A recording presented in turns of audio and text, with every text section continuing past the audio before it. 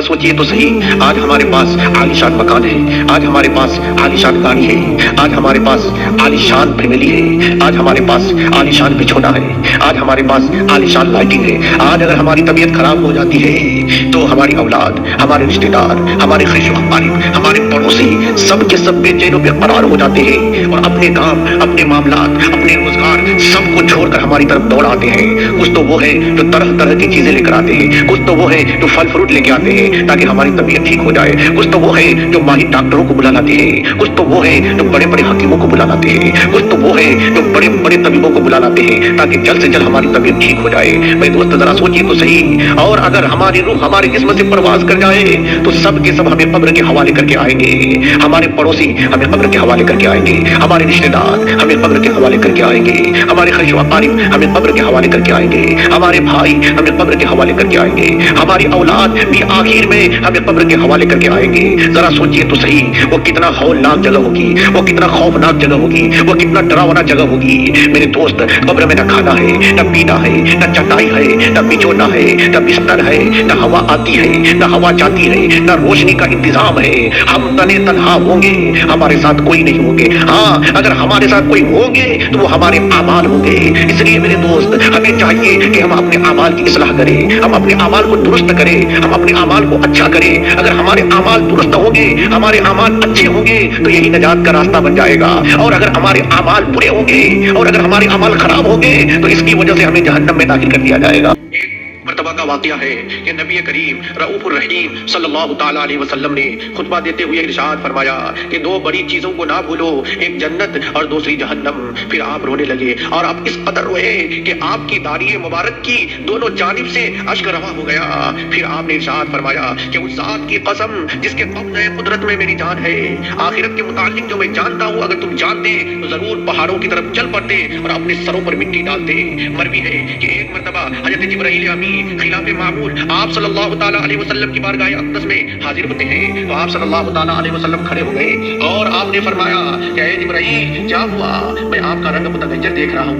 तो हजरत जिब्राइल ने अर्ज की कि ऐ अल्लाह के रसूल, अल्लाह ने जहन्नम को भड़काने का हुक्म इरशाद फरमा दिया है। तो आप सल्लल्लाहु ताला अलैहि वसल्लम ने इरशाद फरमाया कि ऐ जिब्राइल मेरे सामने आग या जहन्नम का पूरा पूरा जिक्र करो। तो हजरत जिब्राइल ने अर्ज की कि अल्लाह के हुक्म से 1000 साल जहन्नम की आग जलाई गई यहाँ तक कि वो सफेद हो गई, फिर 1000 साल जलाई गई यहाँ तक कि वो सुर्ख हो गई, फिर 1000 साल जलाई गई यहाँ तक कि वो सियाह हो गई। बस अब वो तारीकी ही तारीकी है, बस वो सियाह ही सियाह है और ना ही कोई शोला बुझता है।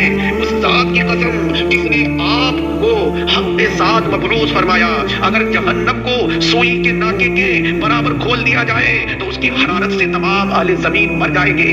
और उस जात की कसम जिसने आपको हक के साथ भेजा, अगर जहन्नम के दारोगों में से एक दारोगा अहले दुनिया की तरफ झांके तो उसके चेहरे की बदसूरती और बदबू की अज़ियत से तमाम अहले दुनिया मर जाएंगे। और उस जात की कसम जिसने आपको हक के साथ भेजा है, जहन्नमियों की कड़ियों की जो सिफत है अल्लाह ने अपनी किताबों में बयान फरमाई है, अगर उनमें से एक कड़ी दुनिया के पहाड़ों पर रख दी जाए तो वो पहाड़े बह पड़ेंगे, अपनी जगह पर करार ना रह सकेंगे, यहाँ तक कि वो जमीन की निचली तह तक चले जाएंगे।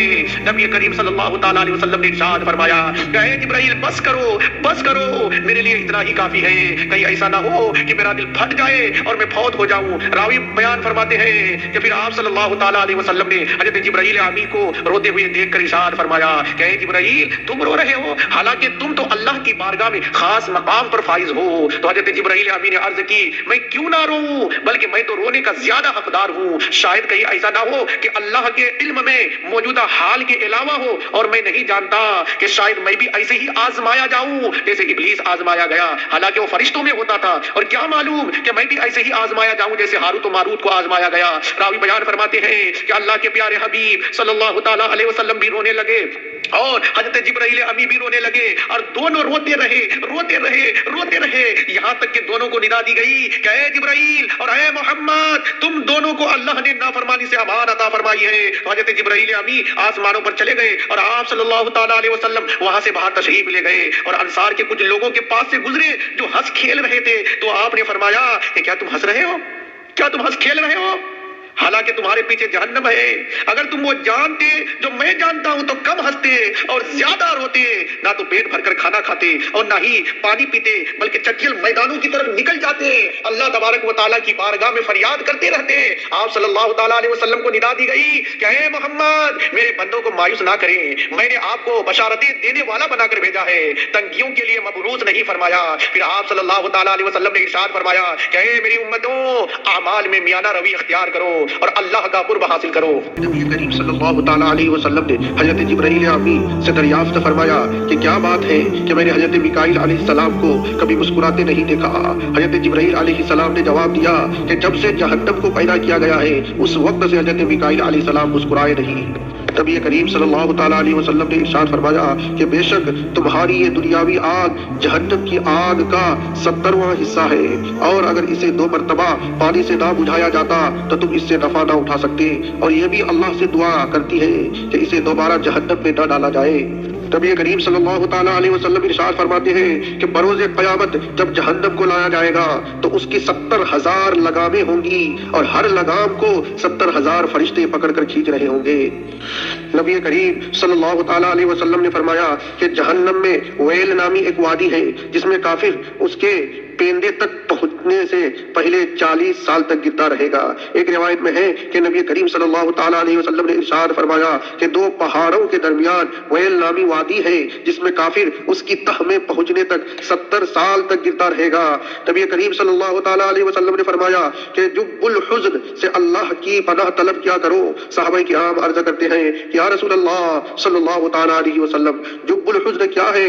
آپ نے ارشاد فرمایا کہ جہنم میں ایک وادی ہے جس سے جہنم ہر روز 400 مرتبہ پناہ مانگتا ہے۔ صحابہ کرام عرض کرتے ہیں کہ یا رسول اللہ اس میں کسے ڈالا جائے گا؟ آپ صلی اللہ تعالیٰ علیہ وسلم نے ارشاد فرمایا کہ وہ وادی اعمال کے ذریعے ریاکاری کرنے والے قاریوں کے لیے تیار کی گئی ہے۔ اللہ کے نزدیک سب سے ناپسندیدہ قاری وہ ہے جو ظالم عمراء سے ملاقات کرتے ہیں۔ نبی کریم صلی اللہ تعالیٰ علیہ وسلم نے ارشاد فرمایا کہ جہنم میں ایک وادی ہے جس سے جہنم ہر روز 400 مرتبہ پناہ طلب کرتا ہے، وہ امت محمدیہ کے ریاکاری قاریوں کے لیے تیار کی گئی ہے۔ نبی کریم صلی اللہ تعالیٰ علیہ وسلم نے ارشاد فرمایا کہ جہنم میں 70,000 وادیاں ہیں، ہر وادی میں 70,000 گھاٹیاں ہیں، اور ہر گھاٹی میں 70,000 پتھر ہیں، ہر پتھر میں ایک سانپ ہے جو جہنمیوں کے چہروں کو کھائے گا۔ نبی کریم صلی اللہ تعالیٰ علیہ وسلم ارشاد فرماتے ہیں کہ جہنم میں 70,000 وادیاں ہیں، ہر وادی میں 70,000 گھاٹیاں ہیں، اور ہر گھاٹی میں 70,000 گھر ہیں، اور ہر گھر میں 70,000 مکان ہیں، اور ہر مکان میں 70,000 کنویں ہیں، اور ہر کنویں میں 70,000 اژدہا ہیں، ہر اژدہا کے منہ میں 70,000 بچھو ہیں۔ کافر یا منافق ابھی جہنم کی گہرائی تک بھی نہ پہنچے گا کہ وہ سب اس پر ٹوٹ پڑیں گے۔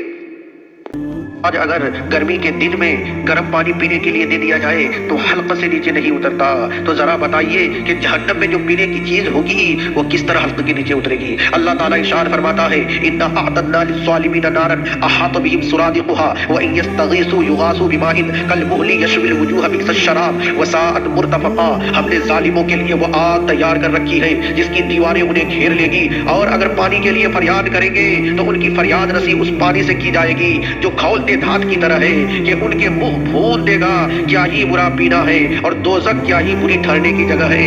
کل مہلی کے متعلق مروی ہے کہ وہ تیل کی تلچھٹ کی طرح ہوگا، جب وہ جہنمی کے چہرے کے قریب ہوگا تو اس کے چہرے کی کھال اس میں گر جائے گی۔ نبی کریم صلی اللہ تعالیٰ علیہ وسلم ارشاد فرماتے ہیں کہ ان کے سروں پر حمیم یعنی کھولتا ہوا گرم پانی اڈیلا جائے گا، اور وہ کھولتا ہوا گرم پانی اس کے جسم کے اندر داخل ہو جائے گا یہاں تک کہ اس کے پیٹ تک پہنچ جائے گا، اور اس کے پیٹ میں جو کچھ ہے اسے کاٹ کر قدموں سے نکل جائے گا، اور پھر اس کا پیٹ پہلی حالت پر لوٹا دیا جائے گا۔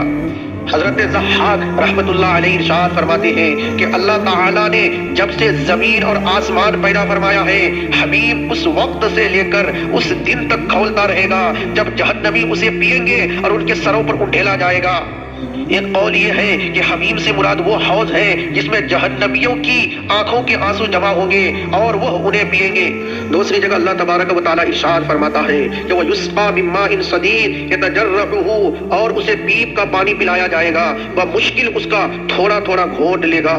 اور من ماء صدید کے متعلق مروی ہے کہ وہ پیپ کا پانی اس کے منہ کے قریب کیا جائے گا تو وہ اسے ناپسند کرے گا، اور جب مزید اس کے قریب ہوگا تو اس کا چہرہ جل جائے گا اور سر کی کھال اس میں گر جائے گی، اور جب اسے پیے گا تو اس کی اتھریاں کٹ کر اس کے پیچھے کے مقام سے نکل جائے گی۔ چنانچہ اللہ تبارک و تعالی ارشاد فرماتا ہے وَسُقُوا مَاءً حَمِيمًا فَقَطَّعَ أَمْعَاءَهُمْ، اور انہیں کھولتا پانی پلایا جائے گا کہ آنتوں کے ٹکڑے ٹکڑے کر دے۔ اور نبی کریم رؤوف الرحیم صلی اللہ تعالی علیہ وسلم ارشاد فرماتے ہیں کہ اگر جہنمیوں کے پیپ کا ایک ڈول دنیا میں بہا دیا جائے تو تمام دنیا والے بدبودار ہو جائیں گے۔ اللہ تبارک و تعالی ارشاد فرماتا ہے فَلْيَذُوقُوهُ حَمِيمٌ وَغَسَّاقٌ، تو اسے چکھیں کھولتا پانی اور پیپ۔ غساق کے بارے میں اختلاف ہے۔ حضرت ابن عباس رضی اللہ تعالی عنہ ارشاد فرماتے ہیں کہ اس سے مراد وہ شے ہے جو کافر کی جلد سے بہے گی، جبکہ دوسروں کے نزدیک اس سے مراد جہنمیوں کی پیپ ہے۔ حضرت کعب رضی اللہ تعالی عنہ ارشاد فرماتے ہیں کہ یہ جہنم کا ایک چشمہ ہے جس کی طرف سانپ، بچھو وغیرہ ہر ڈنک والے جانور کا زہر بہے گا اور اس میں جمع ہو جائے گا۔ پھر آدمی کو لایا جائے گا اور وہ اس میں ایک گوتا لگائے گا اور اس سے باہر اس حال میں نکلے گا کہ اس کی جلد اور گوشت ہڈیوں سے گر چکا ہوگا، بلکہ اس کی جلد اور گوشت اس کی ایڑیوں اور ٹخنوں کے ساتھ لٹک جائے گا، اور وہ اپنے گوشت کو اس طرح کھینچے گا جیسے آدمی اپنا کپڑا کھینچتا ہے۔